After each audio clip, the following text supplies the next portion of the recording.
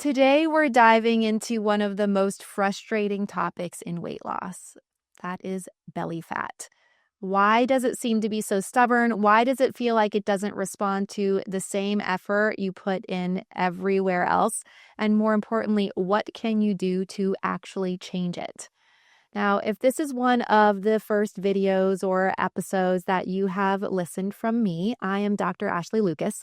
I'm a PhD nutritionist and a registered dietitian. I'm the owner and founder of PhD Weight Loss, where to date we have helped over 11,600 people collectively drop more than 480,000 pounds. And my goal with this channel is to give you the information you need to be able to create sustainable and positive change in your own life. Hey, really quickly, if you're interested in hydrating yourself optimally and want to do it in an efficient and effective way, I created an Electrolyte Plus mix just for that.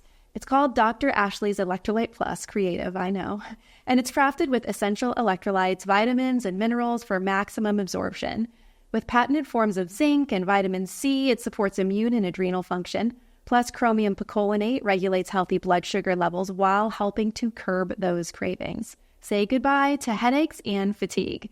Visit drashleywellness.com and use code Ashley10 for 10% off your first purchase or 20% off your first subscription order with free shipping. Plus, enjoy 30-day money-back guarantee. Now, back to the episode. So let's start by talking about why belly fat is so stubborn. Belly fat is strongly influenced by three systems: insulin regulation, cortisol patterns, and metabolic flexibility. When insulin stays elevated, fat breakdown slows and fat storage around the midsection increases. I want you to think of insulin like this switch. It has control over this switch. It's either going to turn on fat storage or it's going to turn on fat burn. When insulin stays elevated, we know that the switch is going to be turned on to storing fat instead of burning it. Chronically high cortisol pushes the body to preserve the central fat, specifically around the belly, as protective fuel reserve, right? So think about the belly fat as this quick energy source. That's why the body stores this fat around the belly area. The body never makes a mistake. So it's pushing all of this excess fat into the belly so that it can access it when it needs it when you're under high stress. So elevated cortisol levels is not going to be conducive to letting go of the belly fat. Low metabolic flexibility means that your body struggles to switch between burning carbs and burning fat. And that's where 95 or 97% of Americans live, and most people in the world. We're not metabolically flexible. So we can't easily switch between the different fuel sources, which is not good. Improving these systems creates the internal safety that the body needs. It signals the body that it can release the stored fat. Now, if you feel like you have done everything possible to try to get rid of the belly fat, I call it collapsing the belly fat, and no matter what you do, you cannot make a dent, then you need to check out PhD Weight Loss.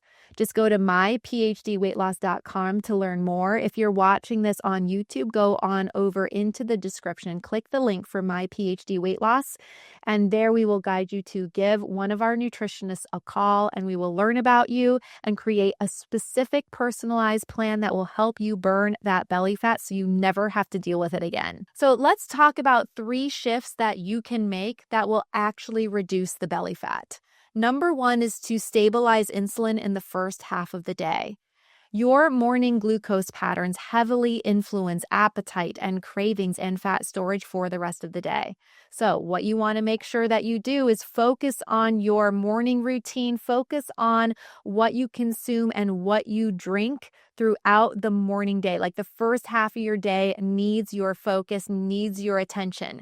How you set that time up in the morning, what you do when you first wake up is going to drive the ultimate results of the latter half of the day, which ultimately will let you see movement on the scale or not. So what we want to do is focus on protein-forward meals that help to lower glucose and help to flatten the mid-morning crash. We also want to make sure to reduce early sugar exposure to prevent the store and not burn metabolic response. Remember that when blood glucose is elevated, we've got elevated insulin, and when insulin is high, it's going to tell the body to store fat. It really doesn't matter what you're consuming. If you've got elevated insulin levels, that's going to push more likely into fat rather than being burned. And that's what we want to do. When we lose weight, we need to be burning fat for fuel. So what you do in the morning. Now, I have a video where I talk specifically about morning habits that will set you up for success. So if you feel like your morning is a mess, then you definitely want to check out this video. Just head on over to the description and click the link to learn more on that. All right, once insulin is steadier, the next factor is how your body manages cortisol. So shift 2 is to reduce cortisol overexposure. Cortisol is not a bad thing, but when it's out of balance, when it's out of rhythm, that's when it creates havoc in the body. Chronic stress is what does this. When you are under chronic stress, it's going to keep the body in conservation mode, making belly fat harder to mobilize. If you're under eating, if you're overtraining, if you have poor recovery, it's all going to elevate cortisol. If you're not eating right for your body, not sleeping well, overworking, it's going to encourage your body to store this fat specifically around the belly because the body thinks that it's in survival mode. So what you want to make sure you incorporate into your daily routine is brief recovery windows, balanced meals, and moderate training to help bring cortisol back into its normal rhythm. Shift number 3 is to improve metabolic flexibility through movement. Remember that metabolic flexibility reflects how easily the body can shift between using glucose or carbs, those are the same things, to using fat for energy. Daily walking. We tell our clients at PhD Weight Loss to move at least 30 minutes a day, specifically by walking. Walking is so healthy for you. You want to make sure that you're participating in a 30-minute minimum brisk walk a day. It helps to increase fat oxidation without overstressing the system. I have a video specifically on the benefits of walking. So again, head on into the description to check out the link there.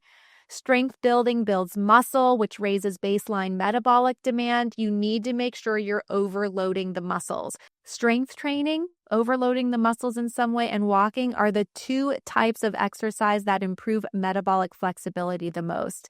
And then occasional intervals improve mitochondrial efficiency and support fat utilization. Basically, adding in there some kind of high intensity movement. So my example that I like the best is using a stationary bike. It's just my favorite. It's easier on the joints, but you can do this in the pool. You can do this with your feet on a treadmill or outside or on a bike or a rower or anything. Get on there, warm up for 5 minutes, push really hard in a sprint for even just 10 to 20 seconds, and then pull back and go easy for 60 seconds, whatever the length is for you to fully recover, and then hit it really hard and do it again. Maybe 6 times would be a first good goal, up to 12 times on and off and pull back. That's good high intensity interval training, and it increases the area in your cells that are in charge of producing energy and burning fat. So we want to get those to be really healthy. Those are your mitochondria. And these types of movements will help to support that. Now, there are also some common patterns that interfere with fat loss. And I see these within our clients at PhD Weight Loss as they're coming into the program. They're eating too little. This will slow metabolic rate and raise stress hormones. I see clients come into PhD Weight Loss all the time before they've gotten started with us, and they'll say that they're eating so little. They know that they just need to eat less and move more. That's what their doctors told them. That's what they understand from the diet industry. And they just don't see how they're going to experience any kind of difference with us. And the body is so much more complicated than calories in and calories out. I'm not saying that we defy the law of thermodynamics, but I am saying that we are much more complicated than a simple in and out equation. And I talk a lot about this in my other videos, how not all calories are equal, and the calories that we do consume impact our body, and they push on the different levers, and they tell the fat cells either to store more fat or to burn the fat for fuel.